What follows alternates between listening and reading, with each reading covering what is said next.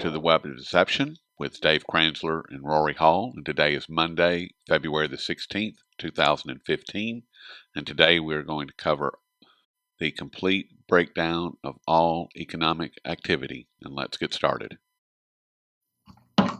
According to dailyjobcuts.com, within the last week, there's been well over 25,000 jobs to be cut in the United States.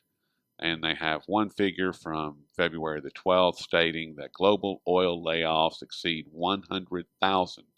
And within that 25,000 number that I just stated, on Valentine's Day, happy Valentine's, United Airlines laid off 1,150 from 16 different U.S. airports. Tesco International up to 10,000. And our friends down at Halliburton, they're laying off somewhere between 5,000 and 6,500. They haven't quite figured out how many they're going to cut loose yet. And another international, Finmensico or something like that, plans on 3,000 layoffs. And just to give you an idea of how the good jobs are all disappearing. But if you like to wait tables, there's plenty of those. And they'll be disappearing soon too. So we wanted to get into the Baltic Dry Index because it's hit its all-time low of 522. And why don't you guide us through that, Dave, real quick? Yeah, so despite the fact that the U.S. markets are closed today, Europe and the rest of the world are open, and the Baltic Dry Index hit 522. As recently as about 18 months ago, this thing was over 2,000. So we've had just an absolute collapse in the Baltic Dry Index. And this is significant because container shipping measures the degree of global demand from consumers for consumable goods, durable goods, etc. And and the United States is the biggest consumer in the world. So if the Baltic Index is tanking like this, it means that there's been a structural decline in the level of consumption in this country, even though our media and our political leaders and Wall Street does a great job of spinning all the numbers and trying to cover up the truth. The truth is represented by the Baltic Dry Index. And that number still hasn't been manipulated and to quote someone else, has been bastardized into oblivion. So that number is, I would still say that it's fairly accurate, wouldn't you, Dave? Well, it's an index that measures the cost of renting out container space to ship something. You know, if you're an automobile manufacturer, you're shipping your cars, from Germany or Japan or Korea to the United States. What's the cost of shipping that? So that's what it's an index that measures the cost of shipping. Now, as I mentioned last week, there is some component of supply in that, but even if there's excess supply, if there was demand, that supply would still be getting used up, and you wouldn't see price declines like this. And to reinforce just the incredible drop in this index and how it represents the drop in the overall level of global economic activity is the price of oil. I mean, the price of oil is down over 40% since July. And still dropping. And it's still going to go lower. I mean, the inventory supply of oil keeps climbing because all of these shale companies are still producing oil because they're all it's a prisoner's dilemma. If they all just stop producing, you might get a bounce in the price of oil, but they all have to generate cash to service all the debt that they've issued in the last few years. I wrote an article, I don't know, maybe back in early December or sometime in November, where I basically suggested that the drop in the price of oil like this, it's really just the collapse in the price of oil, may in fact be that black swan that everyone was looking for. And I read an article today where it pointed out specifically that there was not one analyst on Wall Street who was looking for a decline in the price of oil like this. So that means that the market wasn't expecting it. But the decline in the price of oil like this, yeah, it's because there's a lot more supply than there was a year ago, but there's a lot more supply because there's a lot less demand for it. And that's globally as well as here in the United States, because our economy is not improving.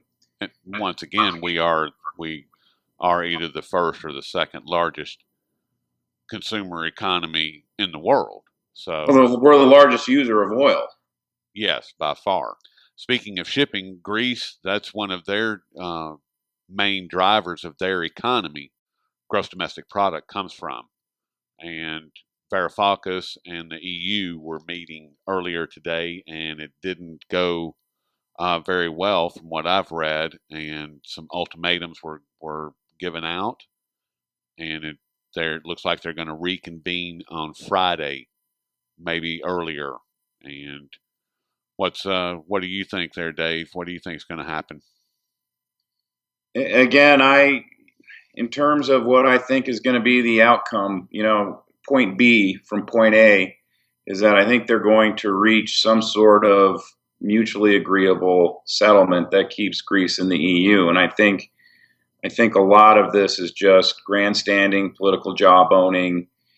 But to a degree, Rory, as you and I were discussing a little earlier, the more I think about this, the more I think Greece has a little bit of edge here at the bargaining table. And it's not just because Russia's there in the background saying, we'll help you out.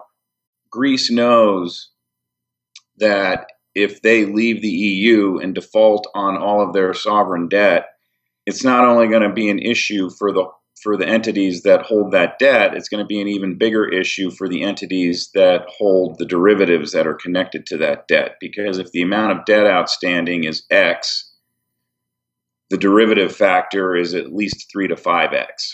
At least. Right. So and that's how derivatives operate. And so for that reason, I think ultimately, and I'm sure Greece knows this, Greece has a slightly stronger hand here, and it's reinforced by the fact that if they can't reach an agreement with the EU, Russia's there to make sure that the country doesn't collapse. Now, who knows what kind of terms Russia's going to exact out of them. And again, I think in the short term, it's not going to be the easiest solution for Greece to leave the EU. In the long term, I think it's their best solution, but politicians don't like to cause their constituents pain. So the easiest short-term solution here is just to kick the can down the road. And I ultimately think, despite all the jawboning and hot air coming from the politicians, I ultimately think they're going to reach a settlement.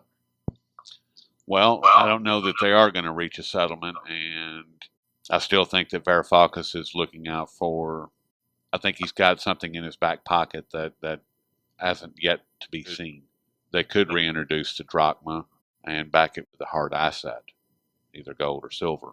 I know that a lot of their gold went away. I think they had like 133 tons or something like that. I'll have to dig it out to see if they still got that or not. That's been hypothecated. Forget it. You're probably right. But I know that Hugo Salinas Price met with Greece back in 2012 and was talking with them regarding backing the drachma with silver and reintroducing the drachma at that point. So I'm sure they didn't listen to good sense like that. Well, unfortunately, would have made too much sense. Yeah, so that's what I'm still thinking that Varoufakis has got something like that that he's working on. So I don't want him to give up, but I don't want him to give in either.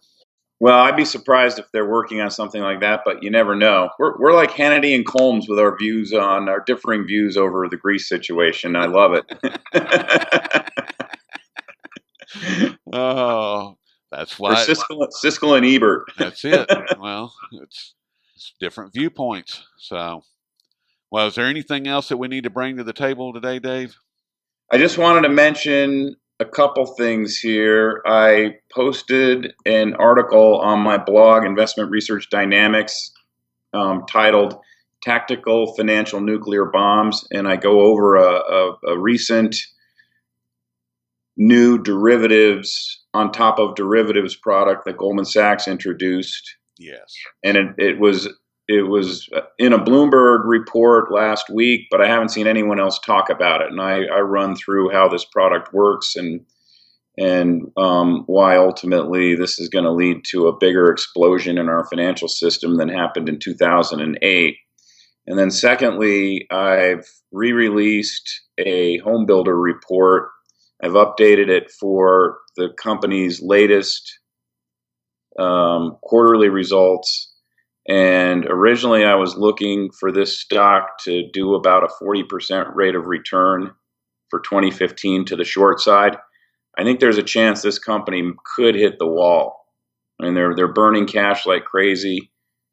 Right now, they're burning cash at a faster rate than they've got cash left on their balance sheet, and their sales are getting blowtorched by the collapse in the oil economy. So I just wanted to mention those two items. All right. You have anything else?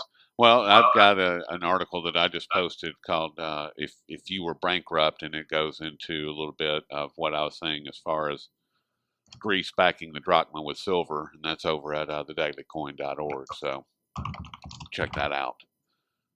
But other than that, Dave, I guess we'll wrap it up right there and pick it up in a day or so. That sounds great. All right, buddy. Speak to you then, Rory. All right, man.